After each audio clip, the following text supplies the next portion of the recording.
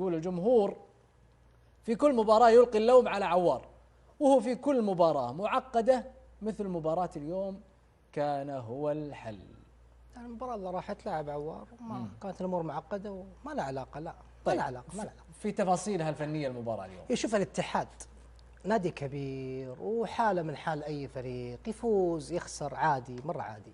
بس لما تفقد مبادئك، شخصيتك، قوتك، هذا الشيء اللي يزعلك. يعني مع الوحدة الإماراتي قلنا في الإمارات ما عندك مشكلة. شفت الإحصاءات اللي جبتوها فاكشن مع وليد وعلق عليها الزميل عبد الله فلاتة، صح؟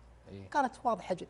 اليوم في جدة وسط جمهورك، هيبتك، قيمتك، تفقد أكثر تسديد شباب أهلي دبي، أكثر تسديد على المرمى شباب أهلي دبي، أكثر وصول شباب أهلي دبي. هذا الشيء اللي يزعل، وهذا الشيء لازم تبحث عن أسبابه. ما عندي مشكلة يخسر الاتحاد 3-4، بس وصلت، كنت أفضل.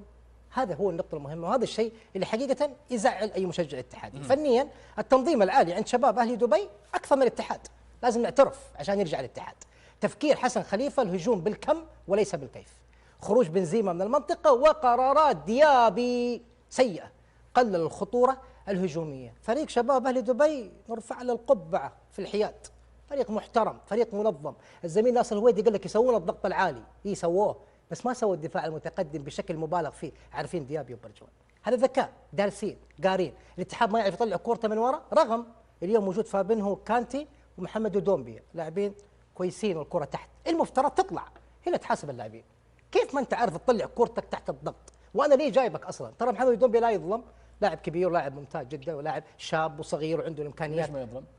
لا نظلمه لانه لاعب لسه صغير. انا العتب واللوم مثل ما قال لك الزميل على كانتي. كانتي كان واضح كثير، هم يدورون اللاعب الخبر اللي بيطلعنا، مو قاعد يطلعنا.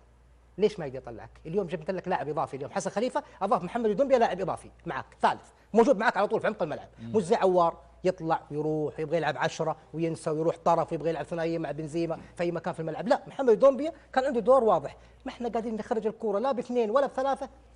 هذه هي المشكله الكبيره، يعني تحاسب فيها اللاعبين وتدخل معاهم الملعب. فالفريق كان مرتب، شباب اهلي دبي كان مميز جدا وقراب.